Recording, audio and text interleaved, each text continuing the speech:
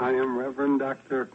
Henry Lee Bates, and our Way to a Wonderful Life message for today is titled, Becoming God. Becoming God. Now, all my life, I have enjoyed the study of the Holy Bible, all the research books that go along with it, and some things I find that I believe are true, and some things I find that just go beyond any human reasoning. And so I've realized that so many people have that the book, the Bible itself, is the most important book we will ever study. The great Judge Thomas Tord, who was a master in understanding the Holy Scriptures, said it is definitely the most important book we will ever study. He didn't say read, he said the study, and I agree with him. So as we think about those words in the Bible, and we think about the evolution of man's thinking and man's realization of man's real relationship to God, then we realize that throughout history, mankind has been evolving towards those attributes of the Spirit that bring us all together in a more understanding, a more compassionate, a more loving way. So the Spirit of God revealed to the ancients in either the 4th or 5th century B.C. is written in Psalms 82:6. We can read, I said, you are gods, you are all sons of the Most High. Now, this is the consciousness that God is imparting to each and every one of us. But the consciousness of mankind was too primitive and too physically based for more than a few to understand that profound meaning to those words in those days and times. For clarification, we must understand that the word sons is to be read as a part of God, or in the nature of God, but the idea was planted in the mind of mankind nonetheless, and so we know that once truth is known, it will weave its way into expansion. In other words, it will evolve our thinking and evolve our realization. And so we find this truth revealed again in the words of the Mastermind Jesus in the Gospel of John 10:34. Jesus answered them, is it not written in your law, I said, you are gods, you are gods. And once again, this profound truth was accepted only by the very few. And in only a few short years, with Jesus gone, these words became something that was read, but seldom understood and rarely identified as a goal for someone to attain. But these words from Psalms and from the Gospel of John were once again put into the consciousness, and so those few seeking enlightenment caught the essence of it in spirit. And so many of those who did were far removed from the traditional religions of Christianity and Judaism. The mysticism of the ancients began to expand through the mind of mankind and has been adapted in religion and philosophy and even psychology.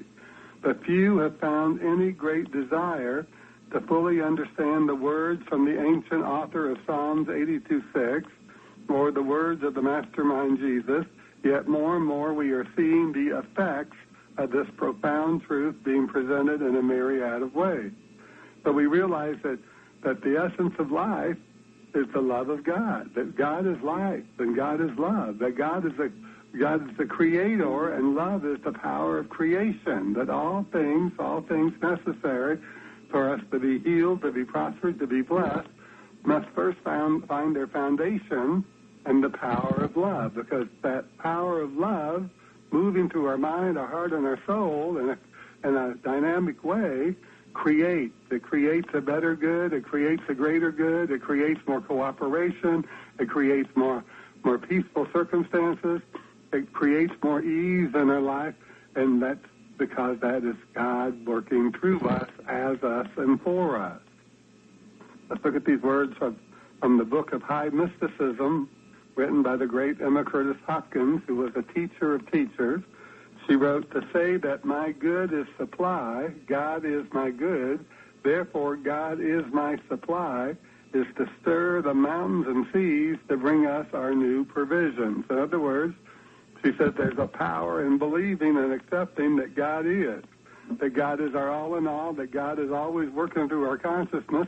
And when we make a demand on our consciousness and declare the truth that God is our good, that God is our supply, then therefore we shall be supplied with all things necessary for us to live the abundant life, the joyful life, the wonderful life.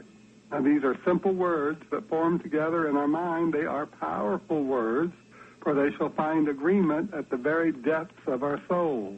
The word God is identified in the collective consciousness as the supreme, the almighty, and the use of this word puts us in tune with the power and intelligence of the infinite. Say them to yourself and write them down so you don't forget to repeat them daily and often, and in due time you will see the good results that follow.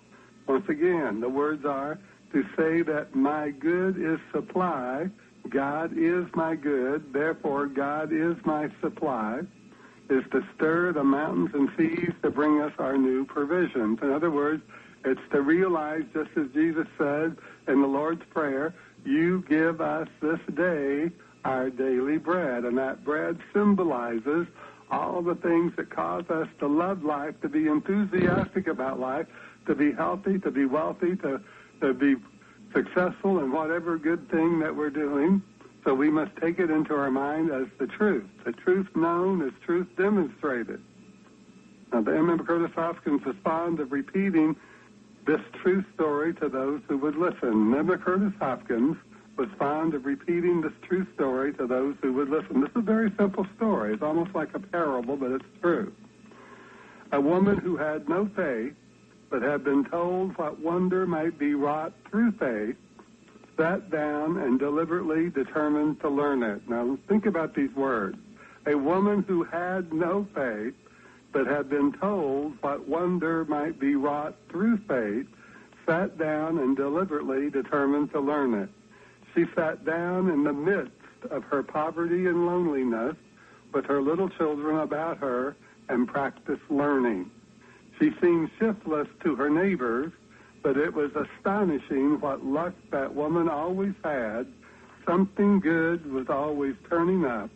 Her children were all talented, beautiful, and prosperous. So we know that the intelligence that we draw our thoughts and our ideas from is always seeking our recognition and our identification as part of its life and its nature. And this is not something that is airy-fairy, but a profound truth. We can easily demonstrate it as such with little effort, just as the woman did in the story. Whatever our mind gives attention to is drawn to us, both the negative and the good. Both the negative and the good. So this woman who sat down to study, to learn faith, she drew to her the good things she was reading about, she was studying about. Of course, she was probably using the Holy Bible. You know, we look at Psalm 51:10. Renew a right spirit within me. That's calling on God. That's calling on the infinite. That's calling on the love and the law of God to activate in our life a right spirit. Renew a right spirit within me. So we know that sets us up for success. It sets us up for amazing and wonderful things to happen in our life. Trust in the Lord with all thine heart and lean not unto thine own understanding. We can read in Proverbs 3:5. In other words, just get the good result in your mind and don't worry about how it's going to come to pass. Don't worry about how God's going to do it, because we cannot conceive of what the infinite mind knows or what the infinite power does. We can only know that as we activate in our mind the faith that it does. So we just begin to realize this in a greater way, and we shall find ourselves realizing the wonderful life in no time at all. God is our refuge and our strength, a very present help in trouble. Let's don't wait until we're troubled. Let's call on God every day. Just call on God every day. And how do we call on God? By recognizing God, by realizing that the presence of God is right where we are, to identify with the Spirit, with the life and the love of God in a greater way. We can read in Isaiah 55:3, incline your ear and come unto me, hear, and your soul shall live. Incline your ear and come unto me, hear, and your soul shall live. And what did Jesus say? He said, go into thy closet, shut out all the noise and the nonsense of the world, And listen, what God hears in secret, God will reward thee with openly. In other words, God listens to our heart. God listens to our heart. God doesn't judge the way man judges. God judges from the heart, listens to our heart. What is that good desire? Why do we want it? What are we focusing on? Let's allow ourselves to believe. Let's allow ourselves to know that there's something greater going on always, more so than anything that we could ever imagine for ourselves on a human level. When we read in the scriptures, in him we live and move and have our being, we know that him is the Father. And Jesus tells us the Father is spirit, not a spirit, but is spirit. So in the spirit we live and we move and we have our being. And in us, God is seeking to refresh our mind, to renew our mind, to bring us that perfect peace, that wholeness of mind that stayed on the good, stayed on God, stayed on the wonderful, on the beautiful, on the pure, and the lovely. So let's just allow ourselves to believe in a greater way today. Let's allow ourselves to recognize God more often today than we ever have before. Let's allow ourselves to have faith that can do those things that we want to do, that we can have that faith that God is working to our highest and greatest good in every moment of time, and we shall realize it. In the book of Psalms 34:4, we read, I sought the Lord, and he heard me and delivered me from all my fears. I sought the Lord, and he heard me and delivered me from all my fears. Now, to use the law of mind does not deny God. If anything, it glorifies God. It is aligning our mind with our true nature and the nature of God. And that's what the woman found out in that story that Emma Curtis Hopkins shared with us. Let's go back and let's look at that again. She writes, a woman had no faith, but had been told what wonder might be wrought through faith, sat down and deliberately determined to learn it. She sat down in the midst of her poverty and loneliness with her little children about her and practiced learning. She seemed shiftless to her neighbors, but it was astonishing what luck that woman always had. Something good was always turning up. Her children were all talented and beautiful and prosperous. In other words, she was looking to make a better life for herself and her children, and that was her demonstration. That was the result of what she was praying for and thinking about and bringing into her mind so that God could correspond to her. You know, sometimes we have to just really get ourselves aligned with the nature of God in a greater way. The only obstacle to us realizing the good life and the joyful life and the abundant life are those thoughts and beliefs in our own mind that block us, stop us from becoming aware of all that's necessary for us to have what it is that we desire. We're only an idea away from being healthy when we're sick. We're only an idea away from being prosperous when we're poor. We're only an idea away from being successful when we're experiencing a seeming failure. But we must remove all those things in our mind that stop us, block us, obstruct us from realizing what it is. And here's some words from the great Dr. Raymond Charles Barker. He said, to my human mind, I say, be still. Be still. Tell yourself, be still. Keep out of the way. Don't confuse me. I am working with a spiritual idea, and I will have my demonstration, or in other words, my good result. The infinite responds to the finite in the terms of the finite. God responds to me in my terms. This is speaking to yourself and getting your mind ready, getting your mind prepared, getting your mind set on God, on the good. Be still. Keep out of my way. Don't confuse me. He says, I say this to my human mind. Be still. Keep out of the way. Don't confuse me. I am working with a spiritual idea, and I will have the good results of my prayers. The infinite responds to the finite in the terms of the finite. God responds to me in my terms. And we can see this is the truth. Just think about the law of gravity. The law of gravity, like the law of God, is universal. It's everywhere the same. It's immutable. There's nothing to stop it, block it.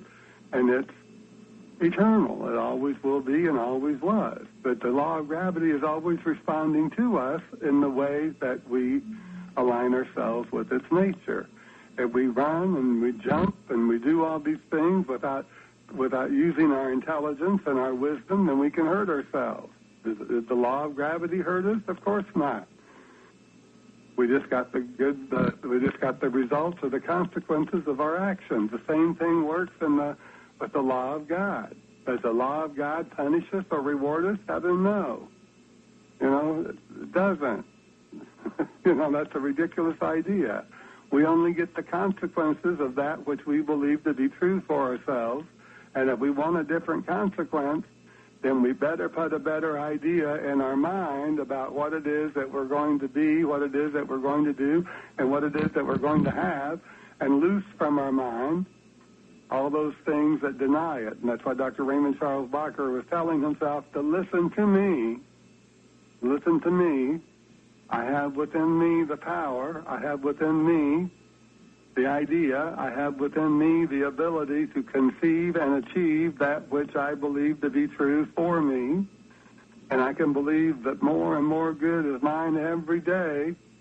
And whenever I receive that greater good, then I know that there's a greater good still to be had if that desire comes to me to realize it, to experience it. And I can achieve it if I can just get it into my mind that it's the truth for me. Now, just go back and understand. To use the law of mind does not deny God. If anything, it glorifies God. It is aligning our mind with our true nature and the nature of God. And this is what Jesus mastered more than anyone before him and after him. But he told us that we can do it too if we stop looking to him or to another man-made deity to do it for us. What one can do, all can do, is a law of God, eternal, universal, and immutable. This is why the Masterminds Jesus said we must keep our minds stayed on God and on the good so that we could reveal more and more of the nature of God within us. The powerful unity teacher, minister, author Eric Butterworth stated this so clearly when he wrote, "Fundamentalists believe Jesus was God becoming man. Fundamentalists believe Jesus was God becoming man. I believe that Jesus was man becoming God. I believe that Jesus was man becoming God." So let's go back and let's look at those words from Psalms 82:6, which was written in the 4th, 5th century B.C., in other words, 400 to 500 years before Jesus. We can read, "I said, you are gods, you are all sons of the Most High. I said, you are gods, you are all sons of the Most High." And then we go to the Mastermind Jesus, and Jesus tells us in the Gospel of John 10:34, Jesus answered them, "Is it not written in your law, I said, you are gods? Don't you know that ye are gods?" he said. And once again, this profound truth was only accepted by very few people. Very few people had that realization that it was the truth for everyone, that we are all created in the image, likeness of God. And when we go back to that first book of the Holy Bible, the book of Genesis, we can read that we are created in the image and the likeness of God, and we know that image is life, it's truth, it's intelligence, and it's power. And God has given us dominion and authority over those things that concern us. So we take that as the truth within our mind, we take it as the truth within our heart, and we start realizing what is the truth of those words. From Psalms 82:6, "I said, you are gods, you are all sons of the Most High." Sons meaning in the nature of and a part of God. That no man will ever be God. No human can ever be the infinite intelligence, the infinite power, the infinite spirit that is God. And as Jesus tells us, the Father is spirit. So we must worship him, recognize him, identify him in spirit and in truth. in spirit and in truth. So let's go back to those words of Eric Butterworth. Fundamentalists believe Jesus was God becoming man. I believe that Jesus was man becoming God. Jesus was man becoming God. And I believe personally that Jesus was directing us all to become gods to the degree that we are willing. Don't you know that ye are gods, he said. He said, the kingdom of God is within you, not lo here or lo there. He said, the kingdom is at hand. Why has religion not stressed these teachings more? Why haven't the masses of people been willing to experience this? No one truly knows the answers, but this we do know. Becoming God is becoming healthy when we are sick. Becoming God is becoming prosperous when we are broke. Becoming God is becoming successful when we are experiencing failure. And this is the truth for every one of us. And so it is, amen. And so it is, amen.